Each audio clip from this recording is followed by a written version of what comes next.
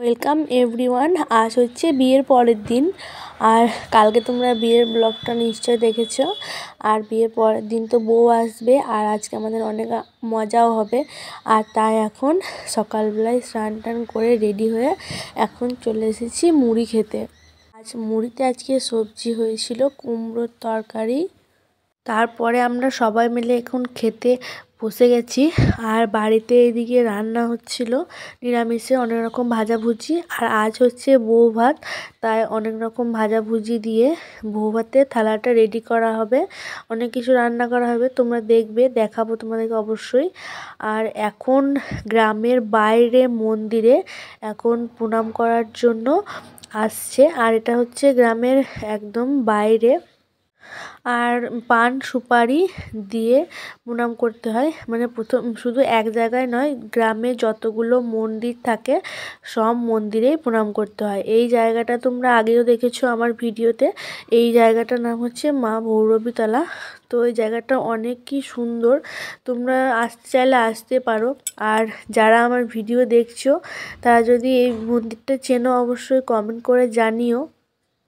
আর এই মায়ের কাছে তোমরা মন থেকে যা প্রার্থনা করে চাইবে সেটাই তোমাদের মনের ইচ্ছে পূরণ হবে, এটা সবাই বলে থাকে। তো আমিও বিশ্বাস করি, এই জন্য তোমাদেরকে জানালাম।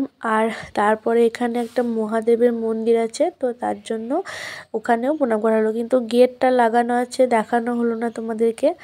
তারপর গ্রামের বাইরে থেকে এখানে পালকি করে বউকে ঘরে নিয়ে যাওয়া হবে। তো আগেকার দিনে বউদেরকে বরকে পালকি করে গোটা গ্রাম ঘোরানো হবে, কিন্তু এখন পালকিটা খুব কমই দেখা যায়, আর সবাই কমই ঘোরায় পালকি করে। কিন্তু আমাদের পিসেমশাইয়ের একটা ইচ্ছে ছিল পালকি করে গোটা গ্রাম বউ ঘোরাবে, তাই পিসেমশাই পালকি করেছিল। তো দেখো ওরা এখন দুজনে পালকি করে যাচ্ছে, আর রাস্তার মাঝখানে জল আর মিষ্টি খাইয়ে দিল। তারপর বাড়ি ঢুকে সবাই একটু আশীর্বাদ করে দিল। ছরলাতলায় এসে আশীর্বাদ করতে হয়, আর বউকে একটা কলসিও ধরতে হয়, আর মুখে মধু আর চোখে জল দিয়ে ধুইয়ে দিতে হয়। তো এটাই করছিল এখন ঠাকুমা, দিদা সবাই। আর অনেকটা দূর ছিল, তাই আস্তে আস্তে দুপুর হয়ে গিয়েছিল। ওদের বাড়ি আসার পরে আমরা সবাই খাওয়া দাওয়া করে নিয়েছিলাম।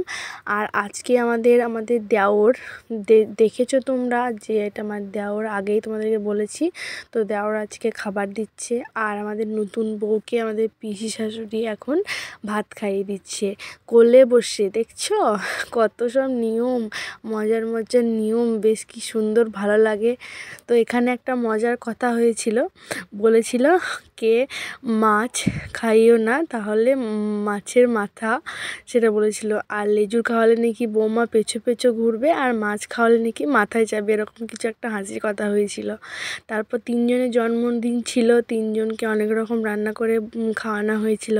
তারপরে এখানে একটা মজার খেলা হচ্ছিল, হাঁড়ি নুকানো, মানে হাঁড়ির যে ঢাকনাগুলো থাকে ওগুলা নুকানোর পরে ওরা টাকা দেবে, তারপর ওদিকে হাঁড়ির ঢাকনাগুলো দেওয়া হবে। তারপর ওই নিয়মটা করার পর সবাই এখানে বউ বর সেজেছিল, ছেলে মেয়ে সবাই। তো এখানে অভিনয় করবে, সেই অভিনয়টা তোমরা দেখবে।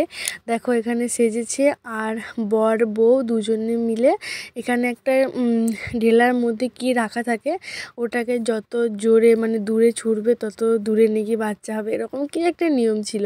তো এইসব নিয়মগুলো সব বলছিল, আর এখানে অভিনয়টা করছে।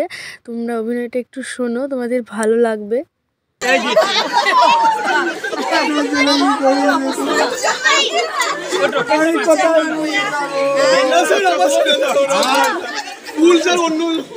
ডাক্তারের রিপোর্ট অনুসারে টেস্ট করা হয়েছে, প্রথমে টেস্ট করা হয়েছে, টেস্টে আপনার ছেলে দোষী।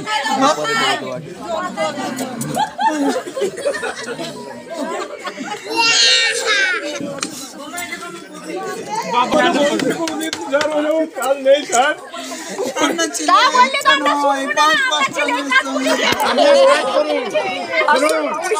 আপনি কেসটাকে শুনুন, কেসটাকে রফা দফা করে নেন। হ্যাঁ এবার চুপ চুপ বলুন এরকম ভাবে রাজনীতি চলছে মমতা 50-50 এরকম আরে আপনাদের অর্ধেক আমার অর্ধেক গাল লাগে তো না স্যার আমার চুরির মাল বাইর করে দিয়েছি আমি জানি আপনি বেকসুর